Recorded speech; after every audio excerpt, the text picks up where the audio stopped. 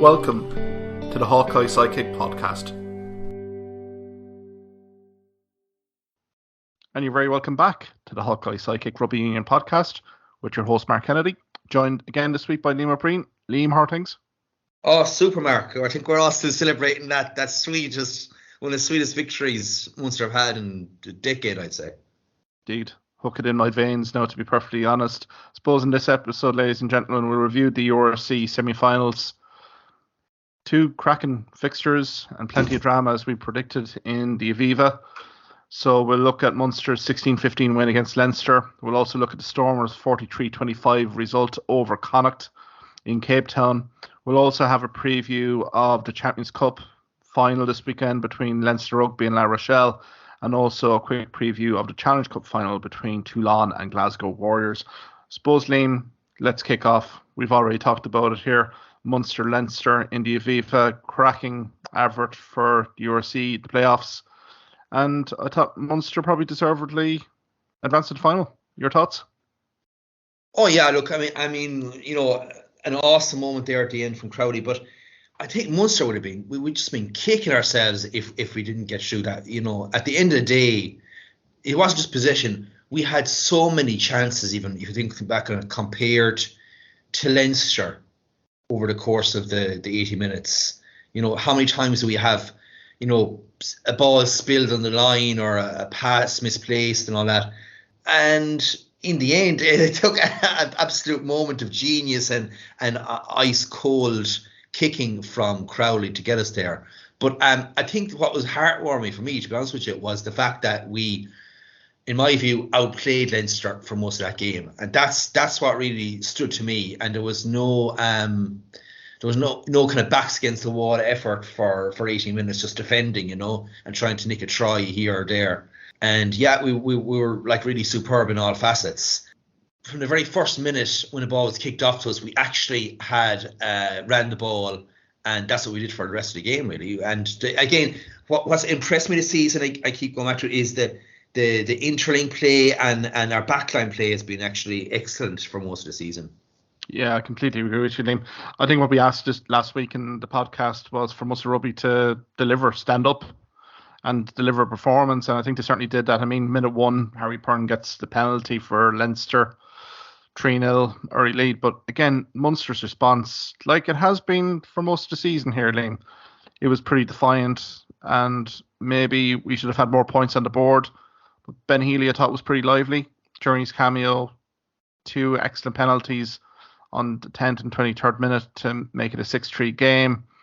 I thought Munster were extremely brave on the day, Liam, as well. You know, we turned down some 3-point opportunities to hit the line, and I really thought that was very much a psychological effect there, you know, of the game, that Munster weren't going to take a backward step, and so it proved.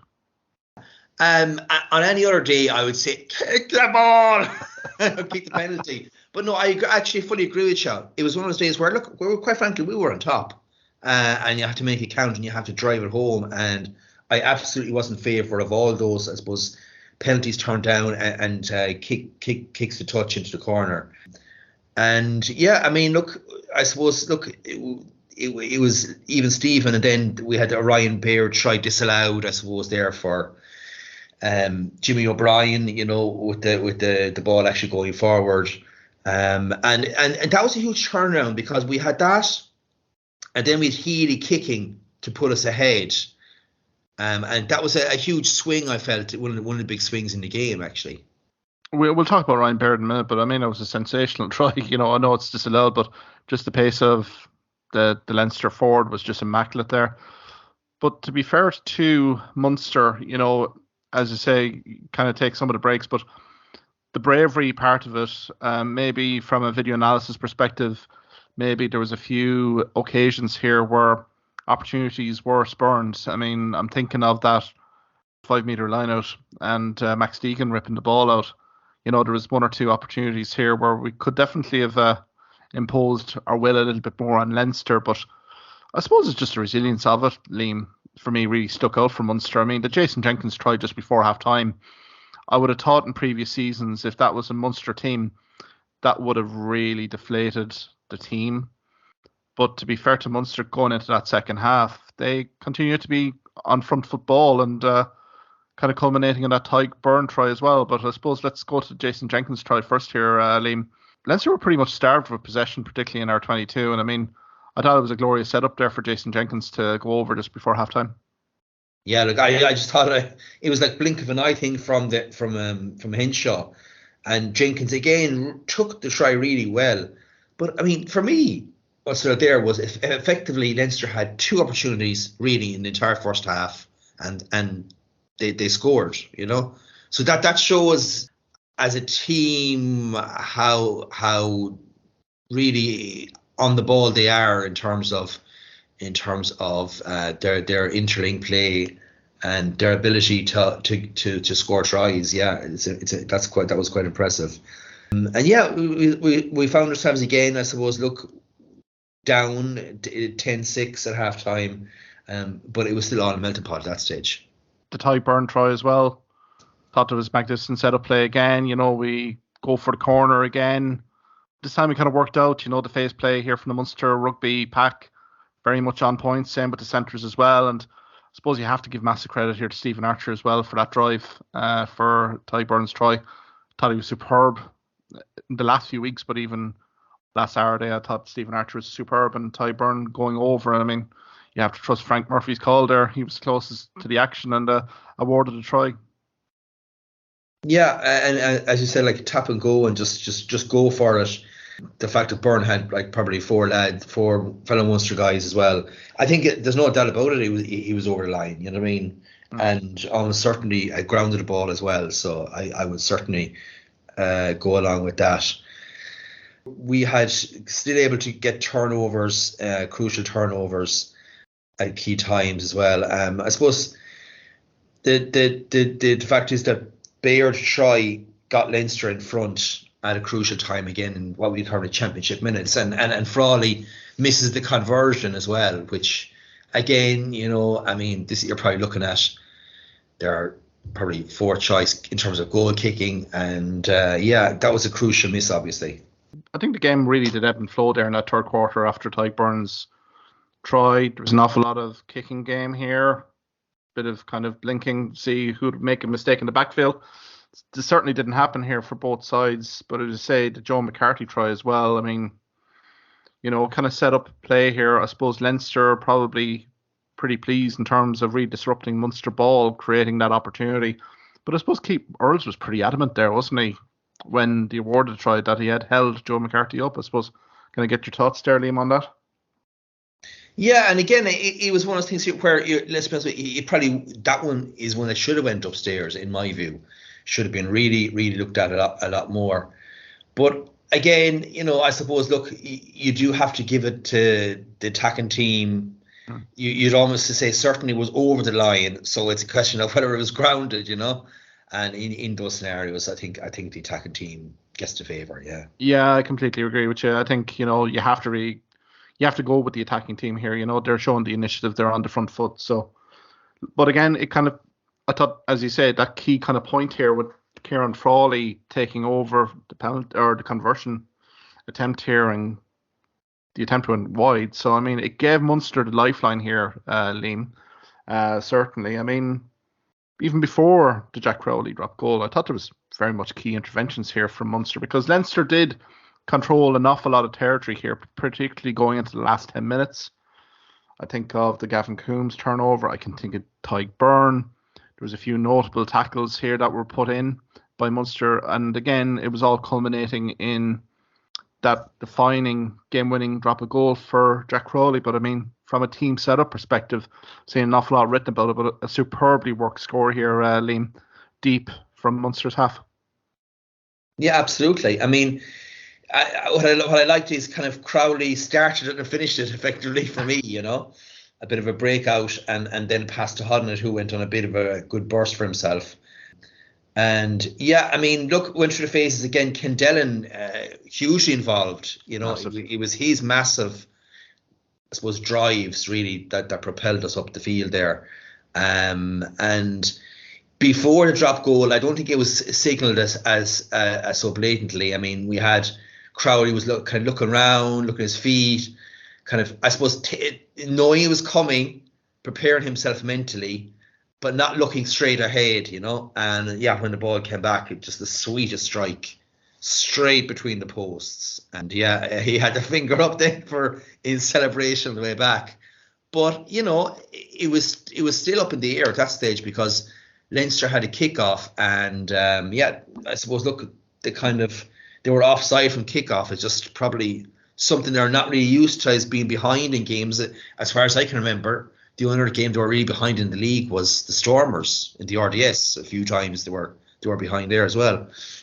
And then, if you remember the 79th minute, we had our Munster scrum, but it went backwards. And I think Ken Dillon off the back basically rescued us again, But brilliant to see it out. To me, this is an absolute transformative victory for Munster for seasons to come, because it's that sort of thing, that fine margin between a team that would lose narrowly and just a few guys would retire, and some of the young players may never reach their potential. But this really, to me, speaks of a team that will go on, win the URC, and be up there in Europe, in the European Cup next year. That's how huge his victory is. Look at the magnitude, as you said. I think the last point that you've raised there, Liam, is massive. They're into the final of the URC. They're going to be a top seed here come the draw for the Champions Cup next season, which is going to be, I think, pretty huge in the context of everything, really. They're going to be hopefully getting pretty much an easier draw to get deeper into the tournament and competition, I suppose. You kind of alluded to Alex Dillon coming on. I thought bench impact was massive coming on. I mean, the likes of Jan Klein coming off after about 45 minutes really did show the attritional nature here. Tommy O'Brien, also from Leinster. There's various players coming off at regular intervals here. I think for me as well, just in terms of the Jack Crowley drop goal, I thought John Hodnett's phase just before the setup was very significant. He makes another 2-3 yards there on the ground that really does set up Craig Casey to set up Crowley. And I think maybe there's a bit of disguise on drop a goal here, a little bit clean, that maybe caught Leinster a little bit off the hop. Maybe they're expecting another 1-2 phases, but even then, Crowley had an awful lot to do here with the likes of Henshaw, likes of Joe McCarthy barreling in on him. I think it was a pretty ice cold, straight from the fridge delivery from Jack Crowley. And I mean, it really does cement his place here as probably his starting number 10 going forward for Munster. But yeah, I mean, there was pressure on him. You see a lot of drop goals. Quite frankly, there's no one in your view, in your peripheral vision, right? He had two guys coming, and quite frankly, a bit higher a jump, and that kick could have been blocked. You know what I mean? I mean, there was guys really motoring in on him, and again, you probably say someone else actually should have been taken out. You know what I mean? Kind of coming on him, but anyway, but I mean, as I said, he's definitely cemented. He himself as the kind of backup there to Johnny Sexton. And it's good things for next season too, that he's kind of he really has come true to be Munster's number 10. And it's fabulous to see. And as you said, but all game though, his ball carrying was immense. Oftentimes he's carrying on the outside, which seems to be a feature of his play in general. Yeah, it was superb. And again, you talk about Archer. I thought Archer was immense in open play. I thought it was like incredible, in terms of his rucking and in terms of his even ball carrying as well. Yeah, when he went off, again, has to be said, Salanoa on. Yeah, difference there as well. I just thought, I thought that Frisch again had to give a huge presence in terms of in the centre. And Daly, again, we talk about Nash, but Daly, again, I mean, if we're talking about like the informed wingers, I mean, Daly's cutting in inside lines are becoming a real feature of Munster play as well. Oh, absolutely. I think Shane Daly has been such a consistent performer for Munster all season, even going back to the real dodgy patch at the start of the season. I thought Shane Daly was probably one of the players that really stood out for Munster at that spell, and he's continued his form immaculately, great physicality and his ball carrying as well. I suppose I could also mention Rory Scannell here a little bit here, Liam. Was trusting to the action, minimal game time, but I thought his cameo at 12 right here really complemented Frisch amazingly well here. were some notable carries here from Rory Scannell and really provided an awful lot of stability, when required, in his cameo. So that was a nice positive here for Munster to take away from the game. Yeah, it was. Yeah, absolutely outstanding. And again, nice balance because, with Healy going off, obviously crowds going to 10. But again, you were wondering what's the centre going to balance going to be here? Really, it was a big question. And yeah, superb. And again, for next season, it's a real brilliant option for Munster to have. That Scannell Frisch combination is a real exciting live option as well. You think of Sean O'Brien. You'll also think of Nakaville as well. That's coming from Waikato Chiefs. And Scannell has versatility here as well, Liam. He can play a 10 as well. Look, it was great to see Rory Scannell back and really performing to the highest levels, particularly against Leinster Rugby in the Aviva in a semi-final playoff. So it was great to see. And I thought bench impact, Salanoa, I thought was superb in terms of his work rate around the open play as well. Really got stuck in physicality-wise, beyond reproach here. And of course, we have to talk about Earls as well. The guy who essentially had his career over before this game even began. But I thought he was immense. The hit on Deegan and as you said, even he was there for McCarthy Troy. He was everywhere in that game. He set the marker early, didn't he? Keith Earls to that tackle on Max Deegan. Textbook tackle, really driving Deegan back, who's no slouch really in terms of ball carrying, and I really thought that set the tone. It was an astute move from Graham Rowntree, and I think all credit to Keith Earls. After the South African leg of the URC tour, we thought maybe we'd seen the last of Keith Earls in a Munster jersey, but my God, that was I thought a superb performance off Earls, from start to finish. But kind of looking at Leinster here, Liam. It's a second successive year. I know there's the commitments from the Champions Cup and also URC, but this is the second successive year that they failed to qualify for the big dance, the grand final. And again, it's probably showing from a URC perspective that the playoffs are a completely different animal to regular season, and maybe Leo Cullen and the management got slightly caught out here on squad rotation on this occasion. Yeah, maybe you say it was a bit of disrespect, I suppose, but I think this is it. This is the second season they haven't even made a final of the URC. That's the thing about it. Next week it ratchets up the pressure because I lost there, and it's 3 seasons potentially without any trophy for this Leinster team. So yeah, but look, you're kind of, it's a thing of the devil knows what to do. You're damned if you do, if you're damned if you don't, kind of thing.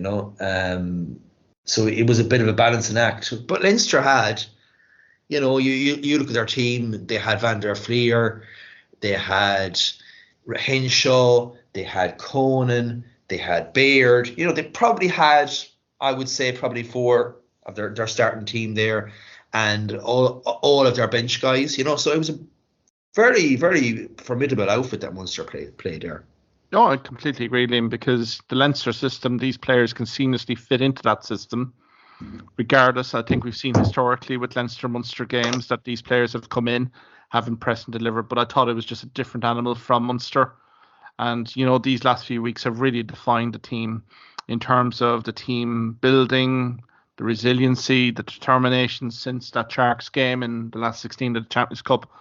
Even the Glasgow game at Thomond Park, I think, has been a key calendar event here for this Munster rugby team to really regroup well. And I think, the fact that they've been on the road here now for the last 6 weeks really is to kind of testament to this fortitude of the squad now. And the sky's the limit here, Liam. It's a grand final. They're going to be on the road again in Cape Town. And the confidence will be extremely high. And to be perfectly fair, Stormers know what they're going to be getting here come grand final in 2 weeks' time. Pressure on the Stormers to deliver in front of their home fans. Munster, I suppose you could say, is just a free hit out. But the thing is, Munster have beaten them, and I would say comprehensively beat them in a few weeks ago. And Munster would have all of their players back. They'll pretty much be full strength. And if you were looking man for man, Munster have the beating of them all over the pitch.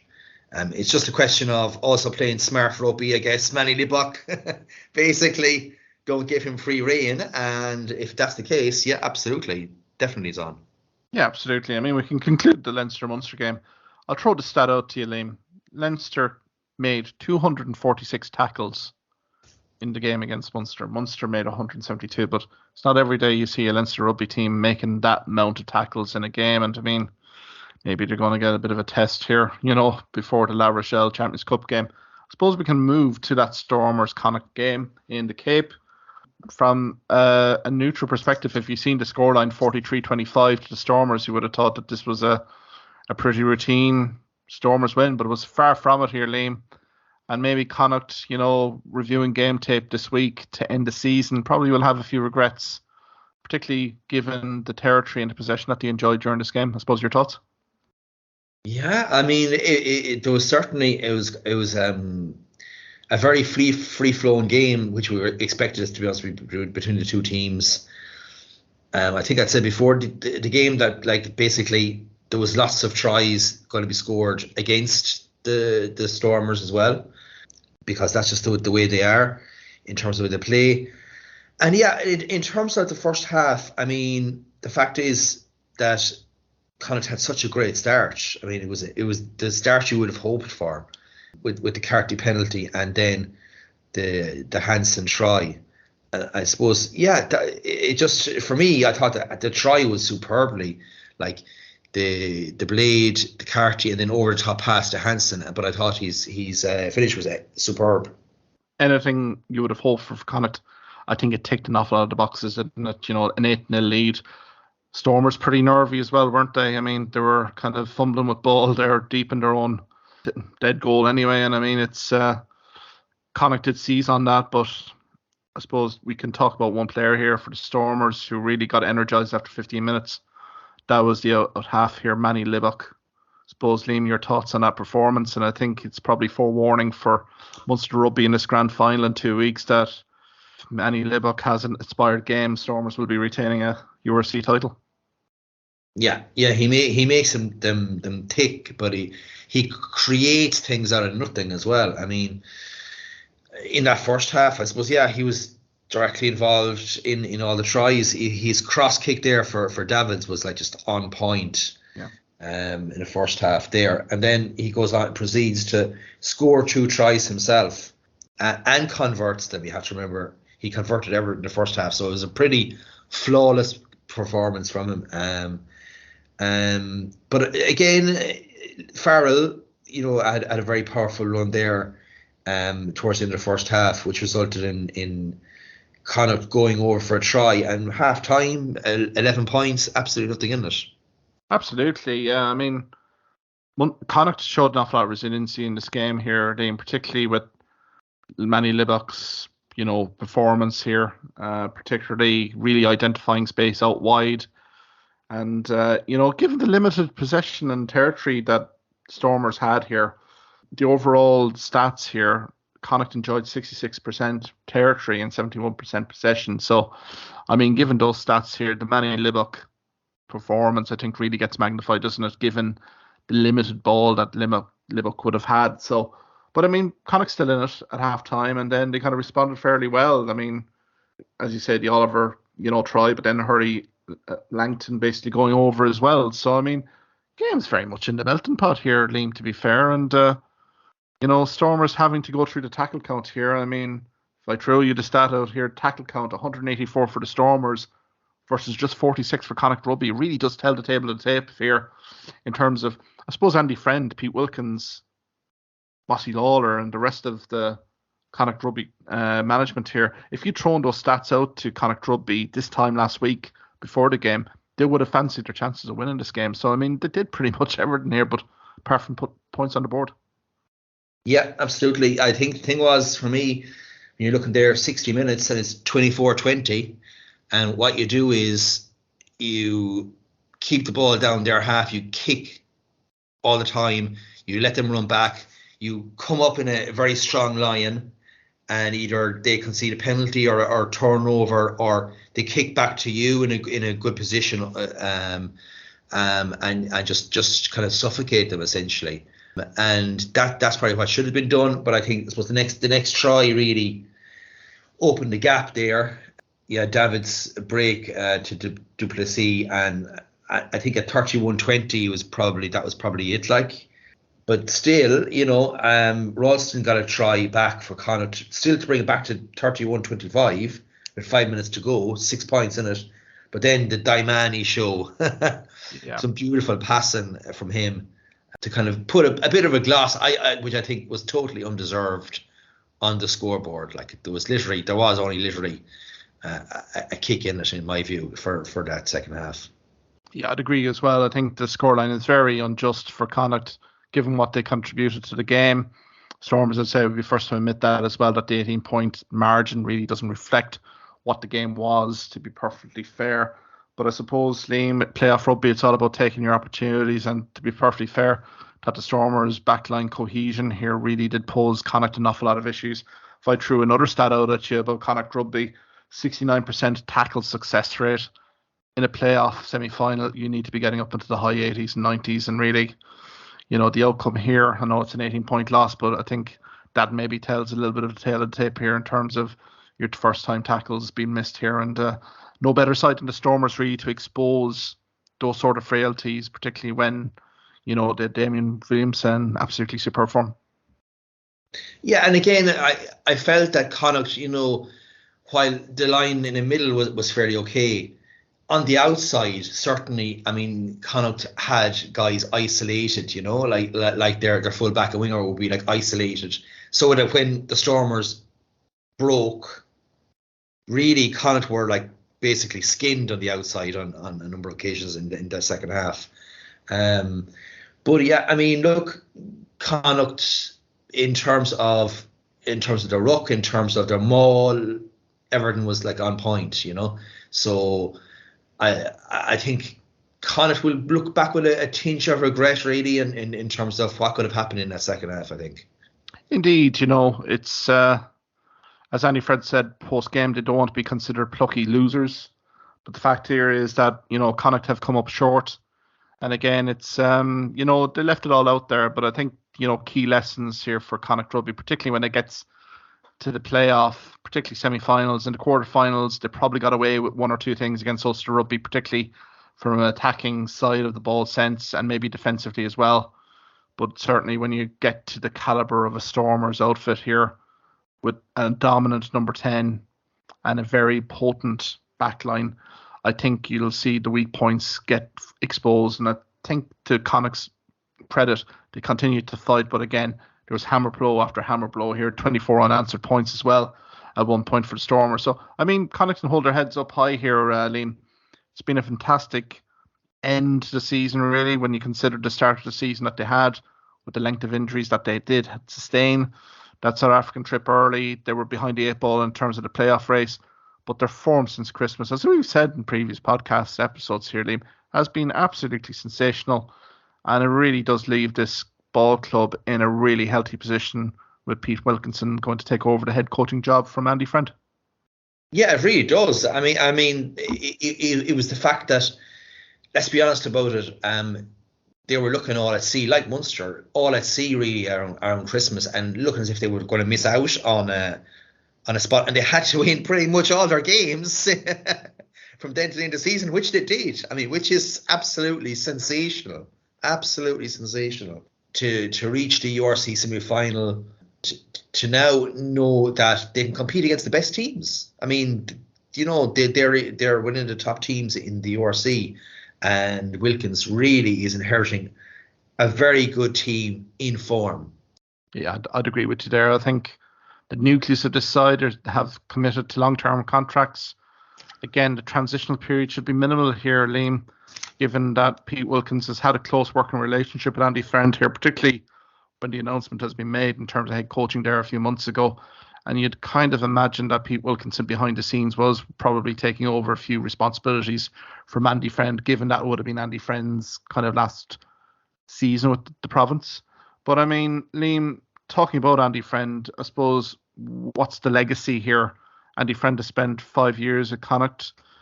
How do you define the legacy that he's left? Well, one of the things is the players coming through. I mean, the academy and the local talent is without doubt coming through, something that wasn't there before. He has Connacht at the highest. I would nearly say in a way far more sustainable than when Pat Lam left. I mean, yeah, Lam won the league, but kind of you felt it was kind of almost like the apex, the pinnacle, and it was going to be all downwards from there for Connacht, really. Whereas with this, you feel Connacht are going to be in with the shout in terms of the URC and the European Cup for many seasons to come, and it's almost going to be they're going to be a top half team. That's the feeling for me. Also that they're far more clinical in terms of taking their try scoring chances, and even in we point to this game here, Stormers, they took their chances. I mean, they took their try scoring chances, and they have an excellent scrum. And they have some very exciting backs with Cordero out to come. Yeah. I mean, wow, some serious try-scoring potential out there. So everything really smacks of a guy who just transformed the whole Connacht organisation. It was at a low ebb when he arrived into this ball club. I mean, the Kieran Keane experience really didn't get off the ground, and I think an awful lot of disillusioned fans were around Connacht.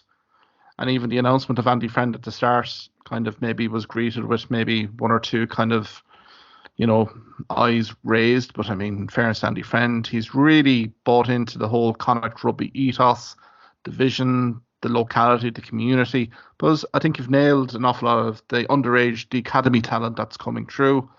And it's in a very lucrative and an attractive proposition now to come to Connacht rugby post Andy Friend. I mean, as you say, Santiago Cordero, my God, that's a marquee signing if you've ever seen one. And I mean, from a back three perspective for Connacht, they already had weapons already, but to add a guy of Cordero's skill set coming into the Champions Cup next season, I mean, Connacht are going to be really a live threat. So again, there's an awful lot of off the field infrastructural upgrades happening with the ball club that were really instigated by Andy Friend. So, I mean, he leaves his club, I think, with the highest regard from anyone here that I'm based in Galway. An awful lot of supporters really have hailed his contributions here and has really left Connacht Rugby in a solid footing. All you really expect is to leave a place better than you've come in. I think he's certainly ticked an awful lot of boxes here, Liam, and we wish Andy Friend all the best in terms of his next move in rugby as he moves back down to Australia. So, look, he'll be a loss, but I mean, Peter Wilkins is taking over. I know there'll be some coaching turnover here as well from Connacht Rugby as well here, Liam. It'll be interesting just to see the backroom staff composition and how things gel, particularly in pre-season when the team come back in July. But I mean, overall, I think it's been an excellent season. And as you said, one to consolidate and really push on again next season, particularly in Champions Cup. And also in the URC. Yeah, and also Mark Sexton appointed this week. I think he's a brother of Johnny. Yeah. From what I know from his career, he was with the likes of Cornish Pirates. Actually went to Melbourne Rebels as well. But in terms of the fact that he was the under-20 attacking coach for Irish under-20s for 2 years in a row, in which we amazingly won 2 Grand Slams. So, I mean, this is a guy who's going to bring a lot of innovation to Connacht's attacking play as well.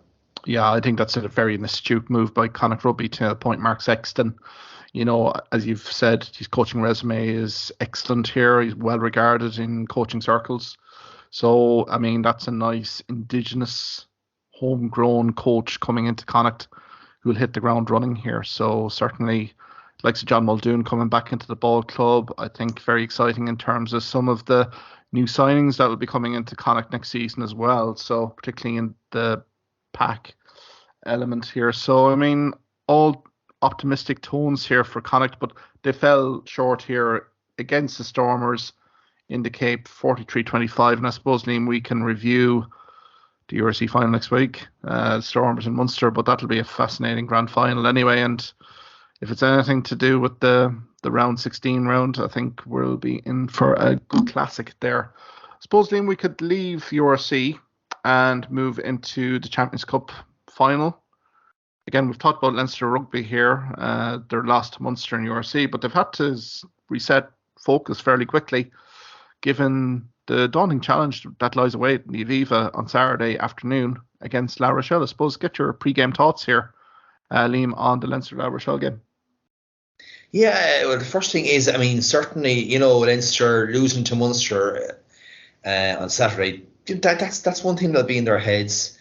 I think there's a lot going to be in their heads, to be honest with you. I think O'Gara is going to be in their heads. I think the fact that La Rochelle had the smarts to beat them last year basically, La Rochelle had the key moments. Leinster had a lot of possession, but La Rochelle kind of suffocated them and had their own brilliant attacking play actually that they brought last year, which is probably a bit unexpected, to be honest about it. And I think that La Rochelle themselves feel like they have the beating of Leinster, and it's so important, that mentality. Like what the way Ireland now nearly feel that they have the beating of the All Blacks. It's something that's undefinable, but I think that this is a game which is very tight to call, and it's in the melting pot. I tell you, Leinster are up against a team. If you were looking on paper, if you were to do a combined team, it'd be pretty much half and half. So there's nothing in it, in my view.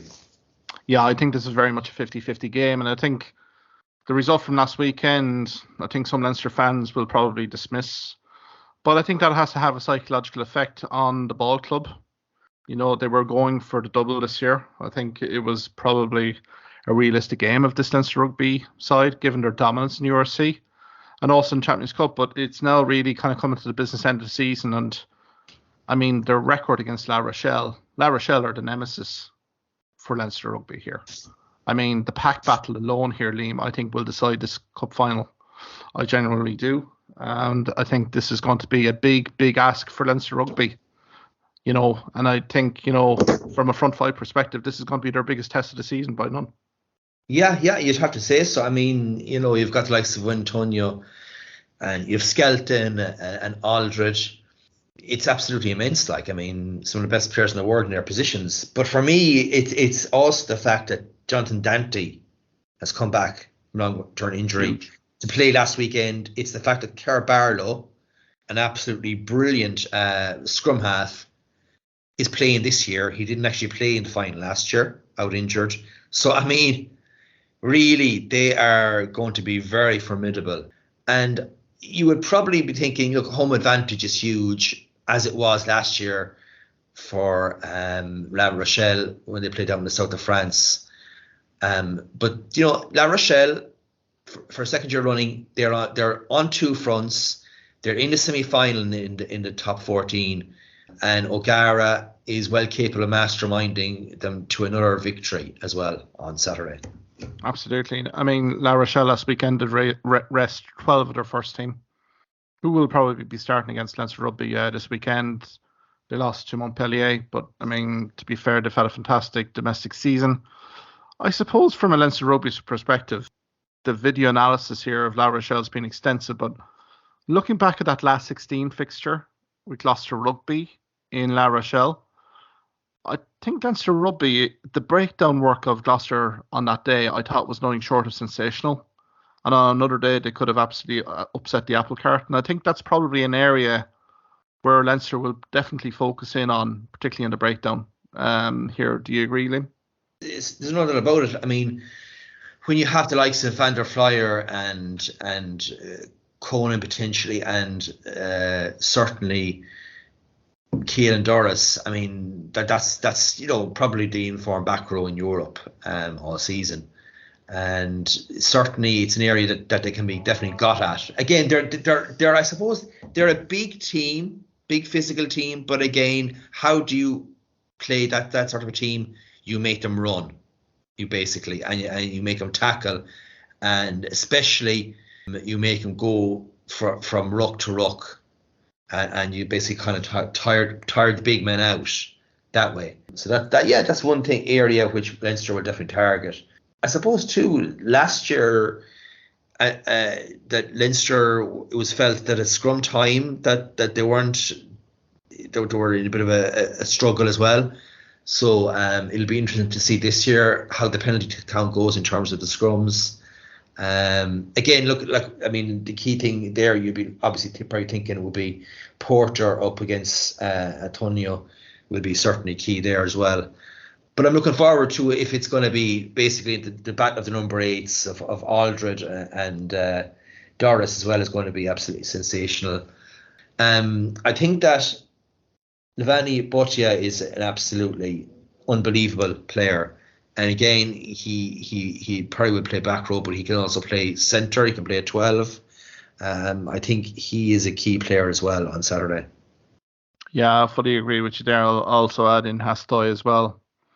La Rochelle, if they did have a bit of an Achilles heel in previous seasons, really has been their kicking off the tee, but Hastoy has been absolutely nailed on this season. And I think, given the weather conditions for Dublin this weekend, 17 degrees, 10 kilometres, wind, I think is going to be negligible. So I think from that perspective, I think from both sides here, early penalties setting the platform could be key here. So I suppose, Liam, from our perspective, what's your tip for the final? Who do you feel will be victorious on Saturday in the Aviva? Well, I did think that, like I said, for man, it's pretty much even Steven. Half the team of a combined would be Leinster, half would be La Rochelle. But then you have to look at the bench impact, and it's absolutely immense as what potentially Leinster could have. They could have the likes of Healy and Kelleher and Alalatoa and Ryan Baird and Jack Conan, and maybe Jordan Larmour and Luke McGrath and that ilk. So kind of a superb bench impact. And I think that will have to be key. Now, I know last year, to the bench, it was probably La Rochelle's big ball carriers actually made the impact. But this year, I think it would be Leinster. That Leinster, I would say 6-point win for Leinster. To come in the last 10 minutes, I think it'll be pretty much even Steven up to that stage. So I think for this bunch of players and this coaching team as well, because you have to remember with Stuart Lancaster going, it's kind of written in the stars that they have to deliver, and I think they will do so on Saturday. Well, they have to really, or else the season's going to be very much a big disappointment for everyone connected with Leinster rugby. I mean, the Aviva Stadium is effectively a home final for Leinster, but again, that can, the support in the stadium, that can work one or two ways here. I'm going to tip La Rochelle, if I'm being brutally honest. I feel front five wise here, I think La Rochelle are going to set their stall out fairly early here. I think Munster did show last weekend here, the physicality stakes, getting into Leinster's faces here, really minimising the space, particularly for the 9 and 10. I think it'll be very interesting to see how Leinster cope with that. I mean, the weather, I think, is a non-factor here on Saturday. I generally do. And I think you have the likes of Skelton here, Antonio, if he can get through 45, 50 minutes here. I think there's key cameos here. Aldred as well is poised for a great performance. I think that Doris battle is worth the gate admission alone. I just feel here, scrummaging-wise, I think it's going to be huge in terms of who gets supremacy here. And I just feel here that La Rochelle might have a potential edge here at certain stages. I think on that basis, I think Leinster are going to have to suck up the tackle count here as well. I think the 246 that we saw against Munster Rugby, I think there might have to be a replica of that for them to and get into the 90s in terms of their tackle success rate to be here. I think La Rochelle will control, I think, an awful lot of territory and possession here in this game. So it'll be interesting just to see Leo Cullen and Stuart Lancaster. It's 12 months after the previous Champions Cup final. What have they learned? What have they evolved here in terms of a game plan? Because if they go out with the same game plan that they did 12 months ago, I don't think they're winning here. I think La Rochelle have a bit of a confidence and a bit of a swag about them. So I think La Rochelle, for me, probably 7-point win here, to be fair, Liam. And I think this loss against Munster Rugby, I can't overestimate. I think the psychological effect here in terms of being battle-hardened, in terms of getting into the championship minutes here, the last 10 minutes of a championship final. Leinster really haven't had that this season, particularly even with the first team guys. Look, every game they played with Leinster has been a bit of a stroll in the park after minute 30 or 40. This is going to be full on for 80 minutes. So I'm just wondering here in terms of how mentally prepared and how willing Leinster are going to be to get down to that well, actually. They probably will, but is it going to be enough? My inkling here is probably not. And I think La Rochelle, for me, are going to kind of come into Dublin and retain their title here. But I think it'll be a magnificent game here. And, I mean, La Rochelle, if they can get 2 in a row here, Liam, Ronan O'Gara's legacy here in La Rochelle, I think they'll be building the statue for him after this. They will. they'll be kind of crowning him the king. They'll be having him parading through the town. Absolutely.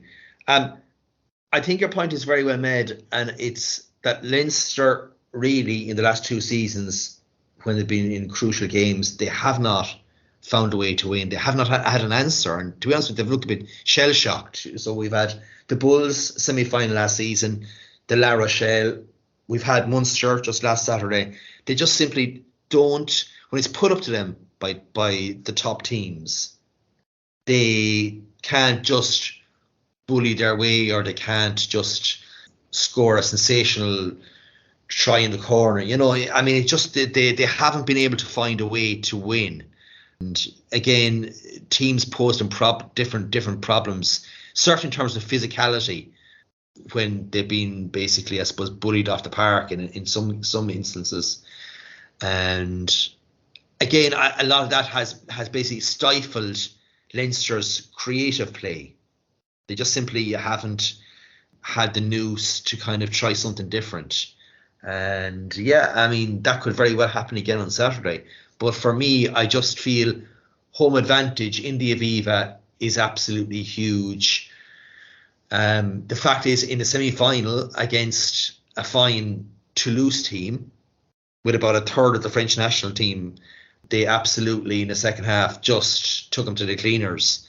And they are capable of a burst and just being completely away and the match done with. And I think that can happen again on Saturday. So that's why, I would still kind of just about tip Leinster. La Rochelle as well, they'll know full well that there's discipline has to be in so much on point here.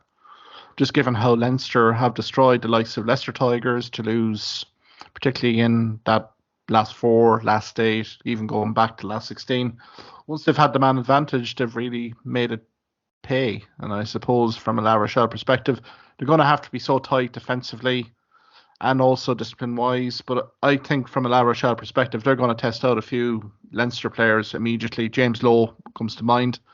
He's had that niggling leg injury here, so it'll be interesting to see a few aerial kicks and challenges to James Lowe's wing, particularly, just to see how that goes. I think it'll be a very fascinating kicking game, I would say, between Rossburn and Hastoy here. I think you'll have a bit of variation here.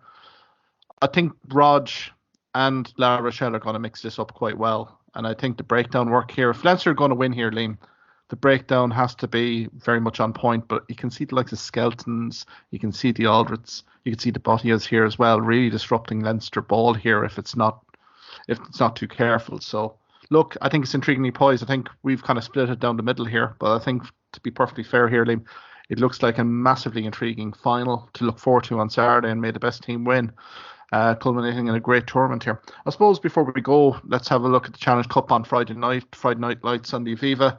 Toulon facing Glasgow Warriors. I suppose your preview of this game, Liam, what are you looking forward to in this one? Glasgow have been actually superb for much of the season in terms of the URC, and in terms of Toulon, I think Toulon are actually very much up towards the top there in the top 14 as well.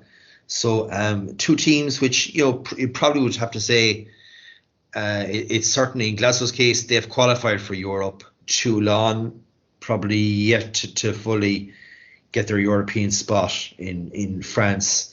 But what impressed me, I suppose, in the semi-finals was how comprehensive the victories were. I mean, I really was thinking opposite. I mean, for Toulon to win 23-0 against Benetton was a very impressive performance. And again, Glasgow away to Scarlets absolutely hammered them as well. So it certainly sets up an intriguing final. So two teams like this in a neutral venue. I think in terms of World Rugby at the moment, I just think that the whole central combination for Glasgow is just simply sensational, you know. And Tui Pelutu probably more so, you know, more the star, but Jones as well. And yeah, they have a very good maul in terms of Glasgow. And yeah, I just think that their general play has been actually on point throughout the league.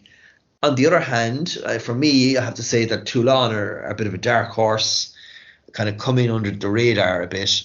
And of the French teams, you know, we know that the top 3 or 4 French teams, Toulon, I should say, have been obviously very up there in terms of the European Cup, then kind of went down the league. And this is their opportunity really to get back in again in terms of Europe and make their name in Europe. So this is massive for them as a club. And again, they have some excellent players themselves, Toulon, and they seem to be playing really a very exciting brand of rugby. So for me, I would be actually going with Glasgow myself. I think they haven't actually won European competition obviously before. And if I'm correct, potentially there hasn't been any Scottish win in Europe. Would I be right in saying that? I believe you're correct in that, Liam. Yep. So those sort of things, I mean, would propel any team in terms of winning the cup, and I think that will be sufficient for Glasgow. Really, there's no excuse for Glasgow Warriors here. I mean, they've had probably a greater setup than they anticipated. That early loss to Munster Rugby in the playoffs really has focused minds within Scotstoun to look to really go massively for this Challenge Cup tilt. I mean, I've written down here Toulon's defence versus the Warriors' attacking threat out wide. So I think from that perspective, I think Toulon have really shown at home in this competition that they've been exceedingly strong. I just question them away from home, particularly away from Toulon, their home confines. I think they can be a little bit vulnerable. Now, Glasgow, I think it's a glorious opportunity for them, but they will need to really front up, particularly in that pack, because Toulon's pack, they really did set out a massively impressive platform against Benetton. And we've talked about Benetton at length here in this season's rugby podcast, Liam, on Benetton, how they've really progressed in terms of their attacking play, but they were absolutely shut down by Toulon in that semi-final. I thought that was probably the marquee Challenge Cup fixture performance for me. And I think from a Glasgow perspective, they're really going to have to get things right, particularly in the pack, because Munster did expose 1 or 2 frailties there, particularly in the pack, particularly in the playoffs. I know you can talk about the sending off and everything else, but the fact of the matter was Toulon won't take a step back here. And I think Glasgow are really going to have to earn the right to basically get the likes of Hugh Jones, Tui Pelutu, to really express themselves, because I think this is going to be one really again in that front 8 to really set the platform. So I think it's a very much a 50-50 game here, and probably on paper, probably the more high scoring game compared to Champions Cup. Really, I think both teams here, you know, have the potential to really unleash some great attacking play. So I suppose you're hedging your bets on Glasgow here, Liam. Yeah, and then again, you know, you have match winners, I suppose, in the likes of Colby and, you know, you would say Villiers and bigger in terms of Toulon. But again, it's one of the occasions for me where the team is going to actually win it and try as Toulon might. I don't think that Colby will be able to pull it out of the bag essentially for Toulon. I'm going to just go heart and head here. I'd love to see Glasgow Warriors win it. I'd love to see Scotland get European silverware here in rugby union. I think this ball club, Glasgow Warriors, are really yearning for silverware, and I think this would be a massive, massive achievement for the club that could propel them to bigger and better things.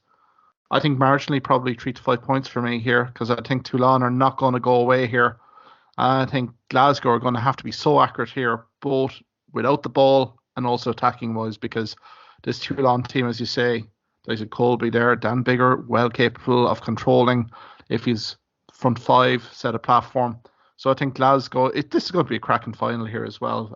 A real good prelude to the Leinster La Rochelle game the following day. So I will go Glasgow here. But again, that's a very hesitant Glasgow Warriors prediction for me anyway. I suppose, Liam, we can leave it there. I mean, plenty to cover tonight anyway. I suppose next week we can review both the Challenge Cup and Champions Cup finals played in Dublin this weekend.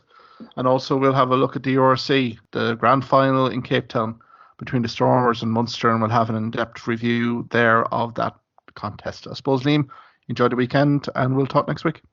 Right, Mark. Okay, see you then. Good luck. Thank you for listening to this podcast episode. If you liked what you heard in this podcast, why not subscribe to the Hawkeye Sidekick podcast on either Amazon, Spotify, YouTube or Twitter platforms. You can also follow me at Hawkeye Sidekick on Facebook and Twitter for the latest sporting opinions, articles and reports.